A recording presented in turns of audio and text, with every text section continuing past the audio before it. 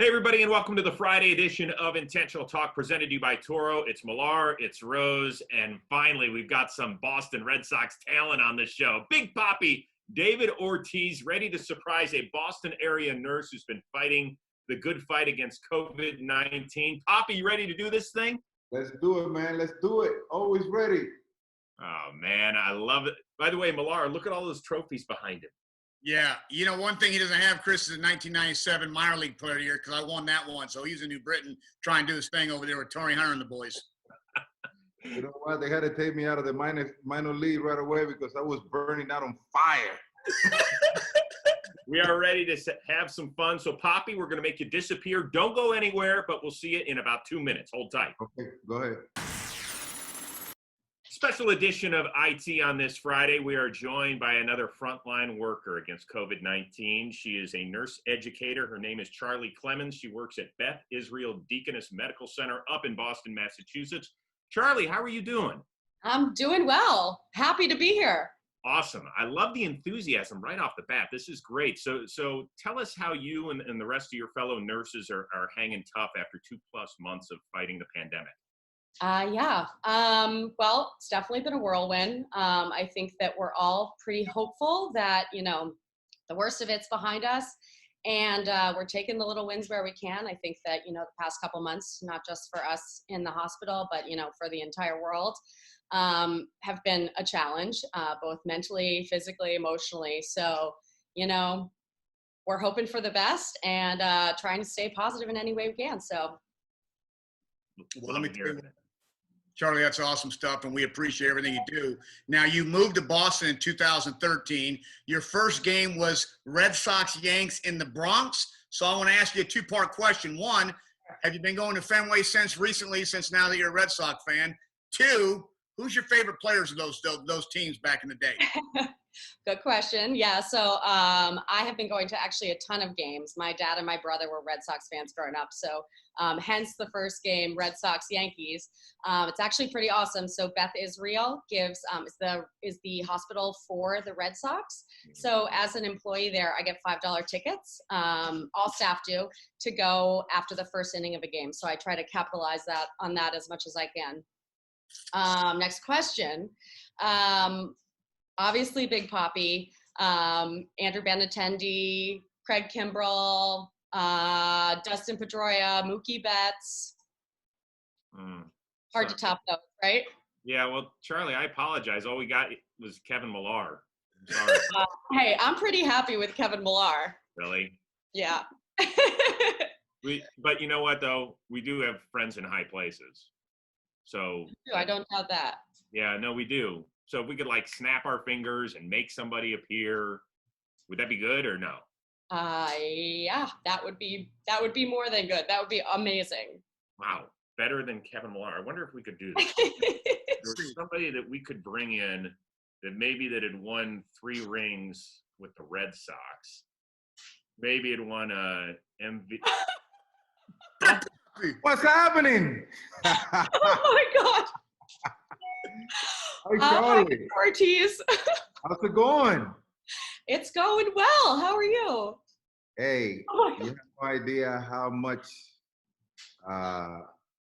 these guys and a guy like myself appreciate the fact that you guys have, dedicate everything to the people at the hospital. I know this is such a critical situation, but just the effort and from you guys, the frontliner, everybody who is involved in helping each other out, that's something that we definitely really appreciate. And by the way, Rose, you messed this up because you say in the snap of the finger, you never snap, bro. It's my fault. I was expecting you to go, pow, and then I toe up. Oh, and by the way, she didn't mention Millar because he played in the 1980s. She's talking about 2013. Yeah, Papi stayed around about 25 years. You see, Charlie, so you got a chance to see him do his thing in 13 and all that stuff. The 04 year, I don't even know if you were born. Yeah, that's the 1980s, though. Charlie, Yeah. How cool is it? Go ahead, talk to Big Poppy. Oh my God. Hi, Big Poppy.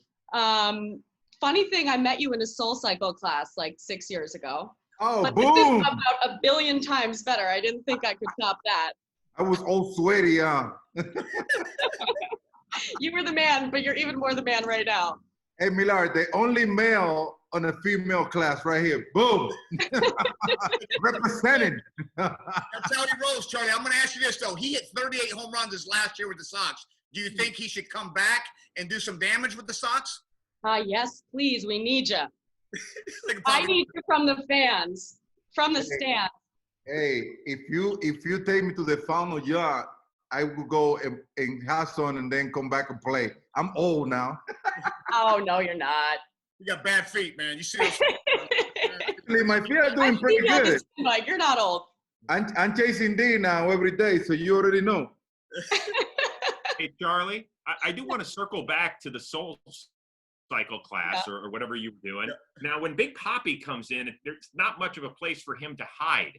So, you know, and he can't like take breaks. Like some of us can kind of sneak in and take breaks on those things. Yeah. Was he working the whole time? Oh yeah, he snuck in right before the class started and was really going for it right in the front row. So putting us all to shame back there. That's the thing, Rose. If you sit in the back, you get high. But in a Soul Cycle class, if you sit in the front, you better choose up, brother. Hey, the best part about those classes, though, Rosie, are the hip-hop music. I'm all about the hip-hop music when you're in those things because they keep you going for about 45 minutes. And I'm like, okay, you can't play any slow country jams. You know what I'm saying? You're right. You're right. And at that one place in Chestnut Hill where we used to go to the class, they have really good guys who took over. You know, the guy who, you know, motivate you to keep going. They had a good group of guys down there. So that's why I love that class. Plus, you know, you come out of there and you can eat a whole cake afterwards because you burn like 2,000 calories per class. You know what I'm saying? Yep. Hey, Charlie. Yeah. So you went to a Red Sox-Yankees game, but in New York, correct? Yes. And how was that experience as a Boston fan? Well, so that was my first MLB game that I've ever been to.